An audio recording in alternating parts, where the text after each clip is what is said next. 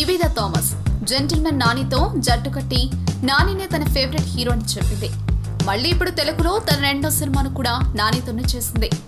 నిన్ను కోరి cinema box office వద్ద విజయాన్ని దక్కించుకుంది. దృశ్యం తమిళ రీమేక్ లో కమల్ హాసన్ తో నటించి కమల్ తనకు ఆరాధ్య నటుడని చెప్పుకొచ్చింది.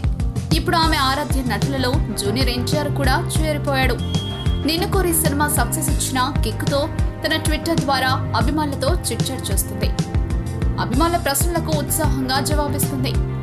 అందులో భాగంగానే అడిగిన ఓ ప్రశ్నకు ఎన్టీఆర్ తనకు అభిమాన హీరో అని చెప్పుకొచ్చింది.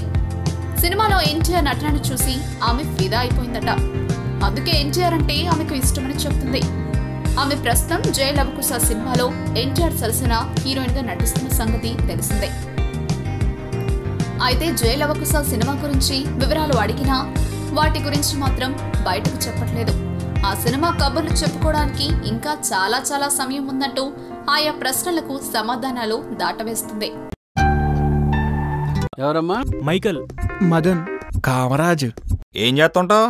నేను మీ ఫేవరెట్ ఆర్జే తోప్పుగాడు మైక్. దీనికి పని రాదు, వాడికి దీన్ని పడేయడం రాదు. నాకేమో ఈ జాబ్ తప్ప ఇంకో జాబ్ రాదు. గాలికి తిరుగుతా, దమ్ము మందు కొడతా, వచ్చిపోయే అమ్మాయిలకి బీట్లేసే బేవార్స్ బ్యాచ్ అని చెప్పొచ్చు కదా.